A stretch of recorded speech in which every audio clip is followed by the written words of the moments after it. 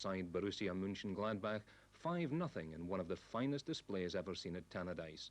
The Germans were completely dominated right from the kick-off, and believe it or not, the score could have been doubled, but 5 goals did quite nicely.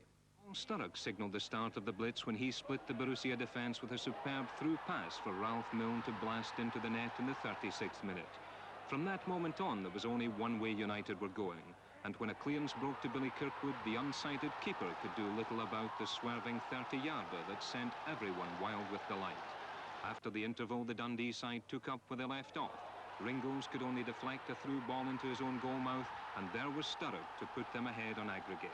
For the first time, a touch of nervousness crept in, and McAlpine's legs came to the rescue. In the 75th minute, however, the doubts were over. From Bannon's corner, Sturrock struck the post, and Hegarty was on the spot to finish things off.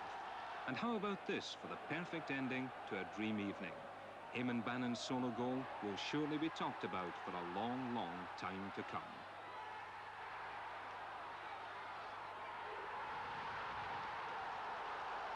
Afterwards, the crowd stayed to cheer what an hour and a half before had seemed mission impossible. But all along, manager Jim McLean had said his team could do it, and I asked him if he ever thought it would be quite like that.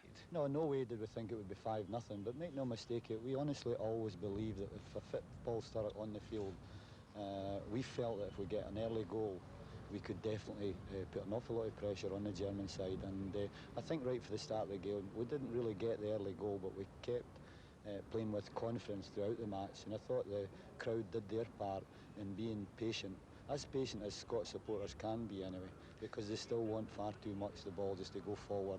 But everybody here is obviously very pleased. You singled out Paul Sturrock there. Was he the big difference in the side? No, I was asked a question about Paul Sturrock, and no team beats a German side 5-0 with one player. Paul Sturrock is absolutely vital for Dundee United, as any international player proven in McGrain for Celtic. You can't play without these players, but him coming in most certainly gave the players an awful lot of confidence for tonight's match. But the other important factor was that we beat Aberdeen last Wednesday, and that done an awful lot for the confidence of the players. Jock Stein was here tonight. He must have seen a few players who would do him nicely for Spain. You've got me smiling here, you better watch what you're saying.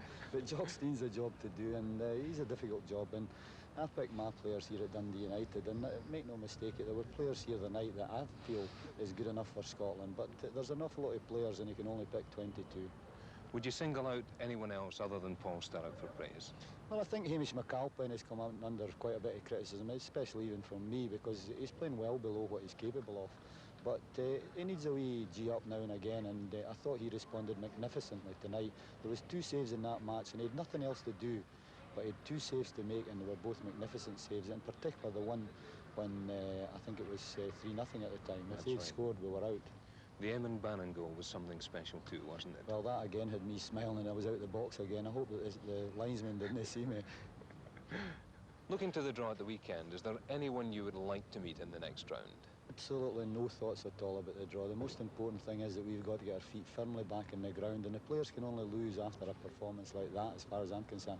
And I mean by saying that the press, the supporters and myself will be expecting far too much from the players on Saturday, but we must beat Morton here and get some points picked up in the Premier League, and it'll be very difficult for the players unless we have a crowd anywhere near. I'd settle for 8,000 on Saturday, and I don't